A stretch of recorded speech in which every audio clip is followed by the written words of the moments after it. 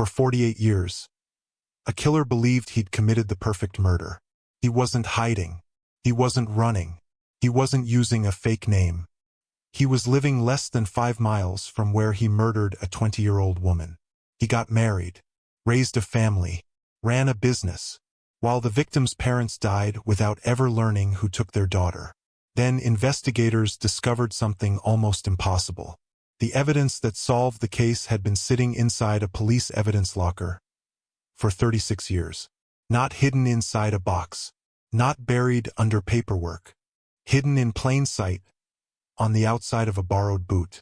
If you're fascinated by cold cases, forgotten evidence, and the relentless pursuit of justice, make sure to subscribe and turn on notifications. Every week, we uncover real investigations where decades-old mysteries are finally brought into the light. And after watching this case, let us know in the comments. Do you believe every cold case can eventually be solved? It began on a warm Wednesday afternoon, August 23, 1972. To anyone passing through rural Snohomish County, Washington, it looked like an ordinary summer day. The skies were clear. The roads were quiet. Horse pastures stretched across the countryside, separated by dense evergreen forests and winding gravel lanes. It was the kind of community where people waved to passing drivers and children thought nothing of riding bicycles for miles. 20-year-old Jody Loomis had no reason to believe this day would be any different.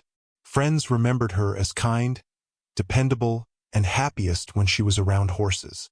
She had recently become engaged and was looking forward to starting the next chapter of her life. Those who knew her described a young woman with a gentle personality, a strong work ethic, and a future filled with promise. That afternoon, she planned to visit her horse at a nearby stable, something she had done many times before. Usually she drove, but on this particular day, she made a decision that seemed completely insignificant. Instead of taking her car, she borrowed her younger sister's white 10-speed bicycle. Before leaving, she also asked to borrow a pair of sturdy lace-up boots. Her 12-year-old sister didn't hesitate. "Of course," she said. It was the sort of everyday exchange that families never think twice about. Neither sister could have imagined that those borrowed boots would one day become one of the most important pieces of evidence in an American murder investigation. Shortly after 5 o'clock, Jody climbed onto the bicycle, waved goodbye, and pedaled away. It was the last time her family would ever see her alive. The route to the stable covered only a few miles, but much of it passed through isolated stretches of road bordered by thick forest. Traffic was light. Homes were scattered far apart. In some places, a person could stand beside the road for several minutes without seeing another vehicle. Somewhere along that route, someone noticed Jody. Whether he had already been searching for a victim, whether he chose her at random, or whether their paths crossed by pure chance, is something investigators would spend decades trying to answer. What they do know is that Jody never reached the stable. And within the next hour, 2 young people driving into a secluded wooded area would make a discovery that would forever change countless lives. The 2 young people had driven into the wooded clearing expecting nothing more than a quiet afternoon. Instead, they found a nightmare. At first, neither of them understood what they were seeing. A white bicycle lay abandoned near the edge of the dirt track. Several feet away, clothing was scattered across the forest floor. Then they saw her. A young woman lay motionless among the trees. One of them ran toward her while the other froze for a split second, unable to process the scene unfolding before them. "She's still breathing," one of them shouted. It was faint, barely noticeable, but it was enough to spark hope. There was no time to wait for an ambulance. Working together, they carefully lifted the gravely injured woman into the back seat of their car and sped toward the nearest hospital, praying they could reach it in time. The drive was frantic. Every passing minute felt impossibly long. Doctors and nurses rushed to meet them as they arrived. Medical staff immediately began life-saving treatment. But despite every effort, the injuries were too severe.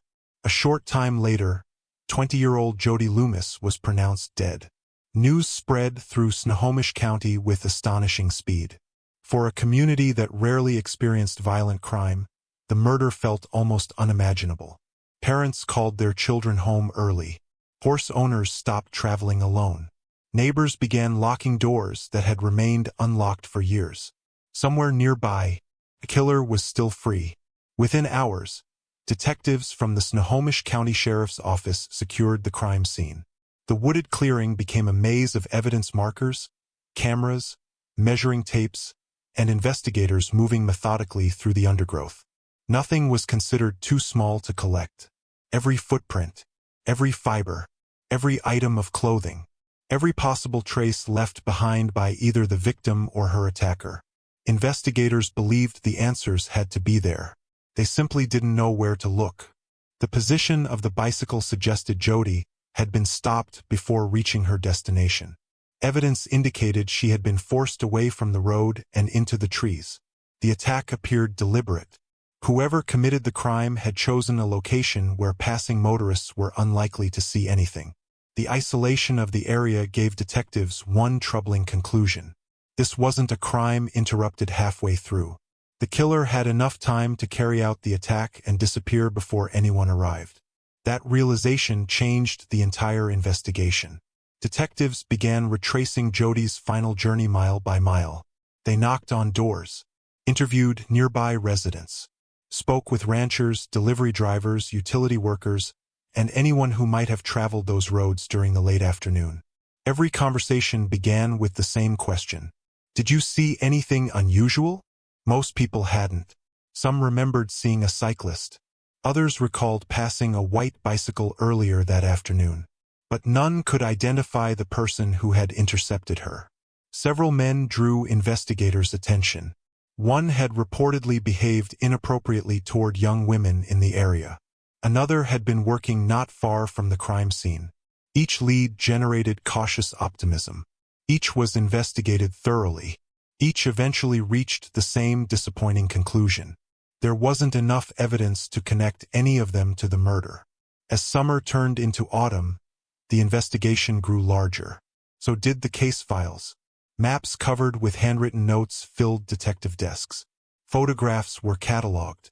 Interview transcripts multiplied.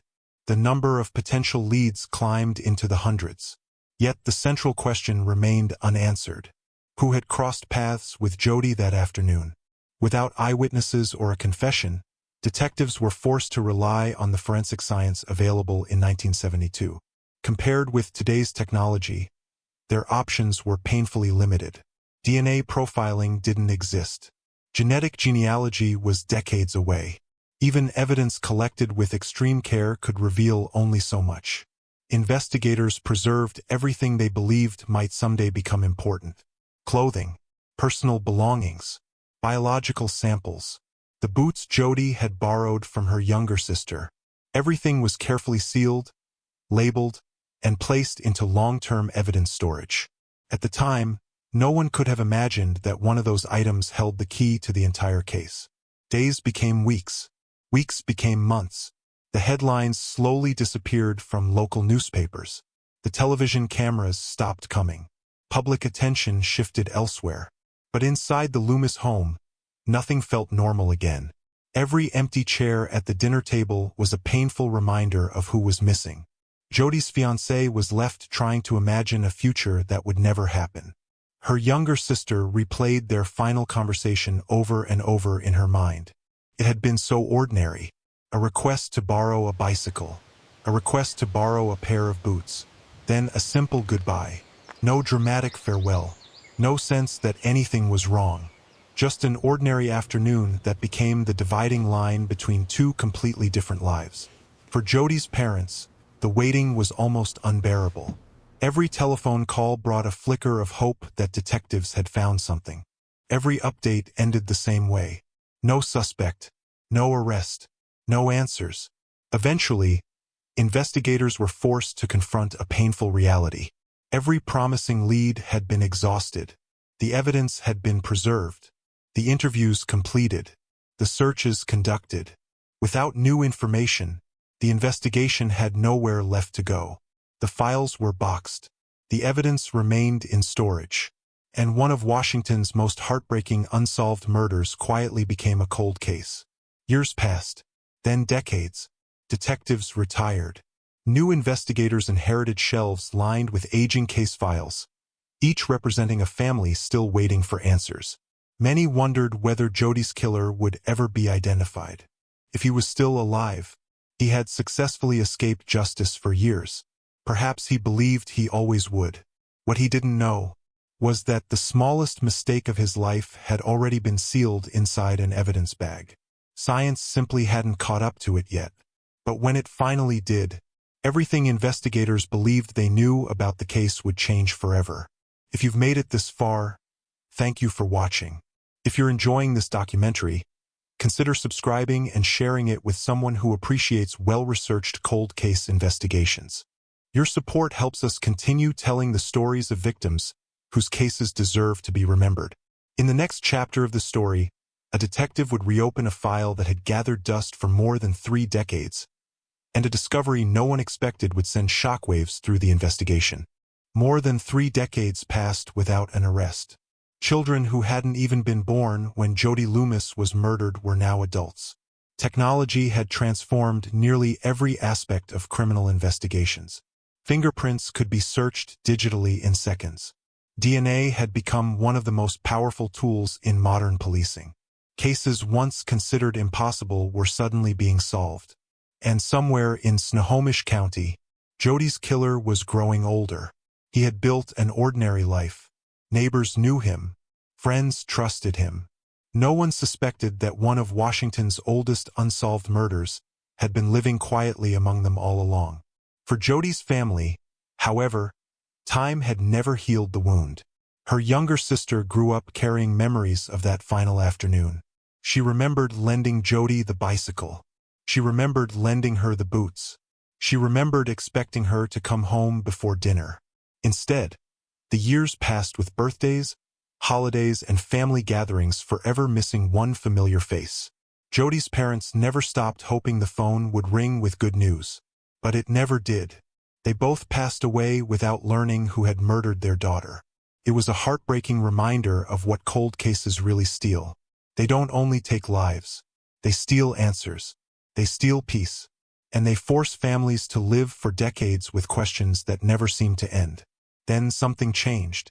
A detective assigned to review older unsolved murders decided Jody's case deserved another look. Rather than accepting the conclusions reached decades earlier, he approached the investigation with a simple question. What can today's science tell us that investigators in 1972 couldn't? It was the question that would change everything. Boxes that had sat untouched for years were brought back into the light. Evidence was carefully unpacked. Every item was documented once again. Modern forensic specialists examined clothing, personal belongings, and biological evidence using techniques unavailable when the crime occurred. The process was painstaking. There were no guarantees. In many cold cases, evidence has deteriorated beyond recovery. Sometimes there simply isn't enough material left to test. But investigators knew they owed it to Jody, and to every family still waiting for justice, to try. Then came an astonishing discovery. While re-examining one of the items collected at the crime scene decades earlier, forensic scientists identified biological evidence that had never been recognized for what it truly was.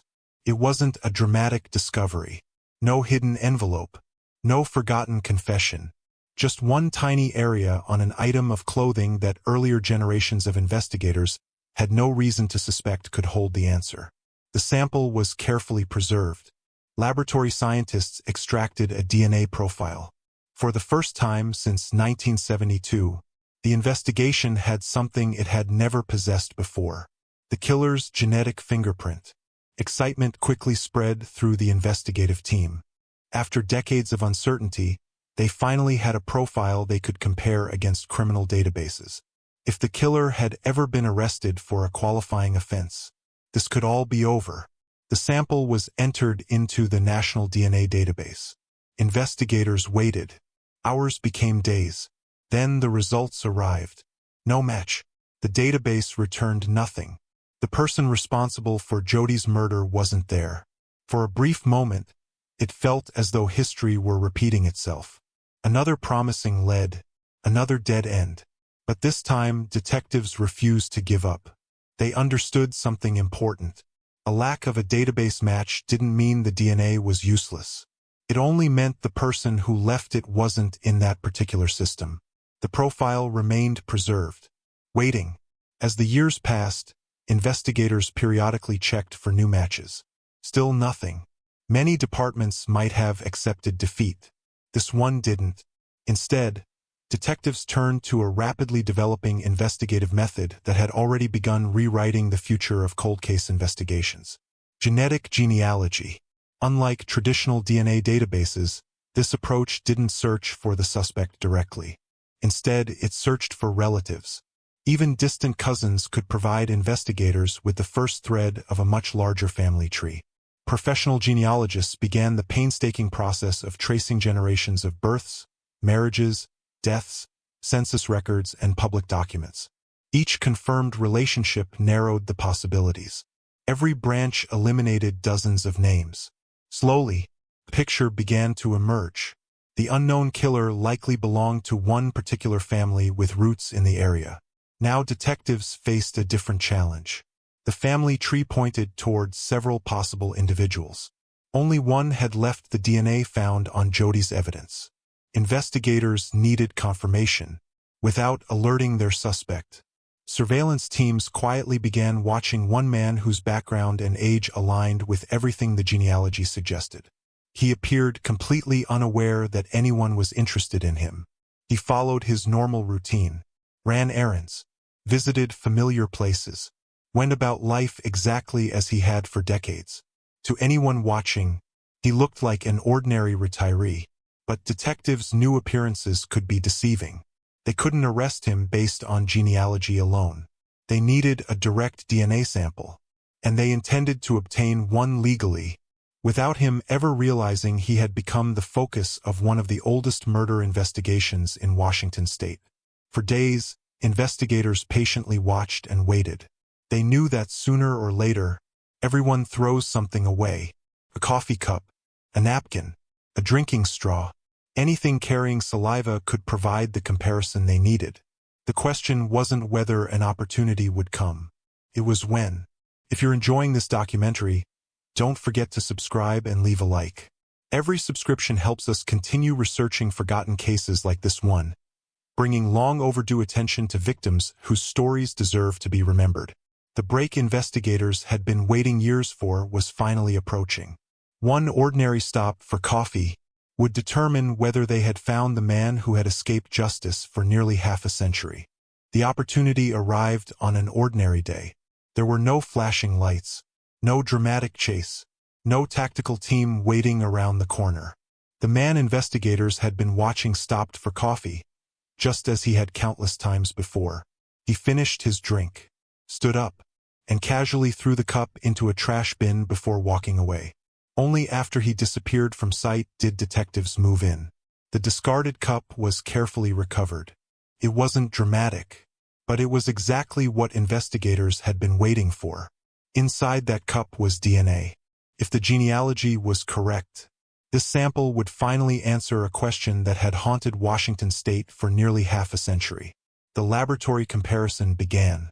Scientists examined the DNA recovered from the discarded cup against the biological evidence preserved from Jody Loomis' murder. Detectives waited. For decades, the case had survived on possibilities. Now, it all came down to science. Then the phone call came. The DNA matched. The man investigators had been quietly watching was the same person whose biological evidence had been preserved from the 1972 crime scene. After 46 years, the mystery finally had a name: Terrence Terry Miller. The revelation stunned investigators. For decades, he had lived an ordinary life less than 5 miles from where Jody had been murdered. He hadn't fled the state. He hadn't changed his identity. He hadn't disappeared. He had simply continued living as though nothing had happened. To neighbors, he was another familiar face in the community. To investigators, he had become the answer to one of the state's oldest unsolved murders. In April 2019, detectives arrested Miller at his home. News spread quickly. For Jody's surviving family members, the arrest marked the end of nearly 5 decades of uncertainty. At long last, they believed they were finally going to hear the evidence presented before a jury. But the road to justice still wasn't over. The defense challenged the investigation at nearly every stage. Their attorneys questioned decades of evidence handling. They argued that the passage of time had created opportunities for contamination. Could evidence preserved since 1972 truly be trusted? It became one of the central questions the jury would eventually have to answer. Prosecutors responded by carefully reconstructing the investigative timeline. They demonstrated how the biological evidence had been preserved, how modern forensic testing had recovered a usable DNA profile, how genetic genealogy had narrowed the search, and finally, how the discarded coffee cup independently confirmed the identity of the suspect. Rather than relying on one piece of evidence, prosecutors presented a chain of discoveries that stretched across nearly 5 decades. Each step supported the next. Each finding strengthened the conclusion. For Jody's younger sister, the trial was deeply emotional. She had been only 12 years old when she lent her sister the bicycle and the boots. Now, nearly half a century later, she sat inside a courtroom confronting the man accused of ending her sister's life. Those years could never be returned. Her parents were no longer alive to witness what was happening. The justice they had waited for their entire lives would come too late for them. As closing arguments concluded, the jury retired to begin deliberations. After decades of waiting, the verdict finally seemed within reach. Then, another twist no one expected changed everything. Before the jury reached its decision, Terrence Miller was found dead at his home from a self-inflicted gunshot wound. He was 78 years old. The news shocked everyone connected to the case. Inside the courthouse, jurors continued discussing the evidence. They had no idea the defendant had already died. They simply continued evaluating the testimony, the forensic science, and the arguments presented during the trial. Hours later, they reached a unanimous decision. Guilty. Although Miller never heard the verdict himself, Jody's family did. For them, those single words carried the weight of nearly 5 decades. The man responsible had finally been identified. A jury had examined the evidence and found it convincing beyond a reasonable doubt. Justice, although delayed, had finally spoken. Even after the verdict, another legal battle followed. Defense attorneys argued that because Miller had died before the verdict was formally received in court, the conviction should be erased. If successful, it would have meant the official finding of guilt would disappear from the record. For Jody's family, that possibility was devastating. Once again, they found themselves waiting. Eventually, the court ruled that the jury's decision would stand. The conviction remained. It was the final chapter in a case that had taken nearly half a century to solve. Jody Loomis never had the chance to celebrate another birthday. She never married. She never built the future she had been planning. Her parents spent the rest of their lives hoping for answers they would never receive. Her younger sister carried the memory of that ordinary summer afternoon for almost 50 years before finally hearing the word guilty. This case is also a reminder of how dramatically forensic science has changed criminal investigations. In 1972, detectives collected evidence they hoped might someday become useful.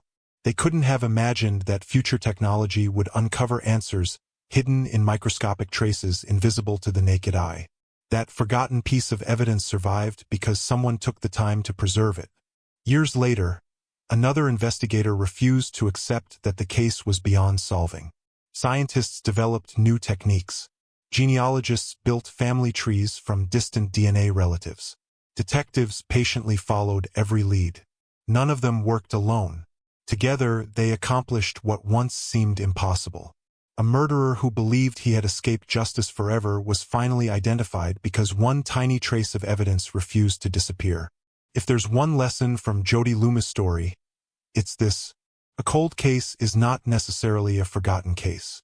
As long as evidence remains, as long as investigators continue asking questions, as long as science continues advancing, there is always the possibility that the next breakthrough is waiting just around the corner.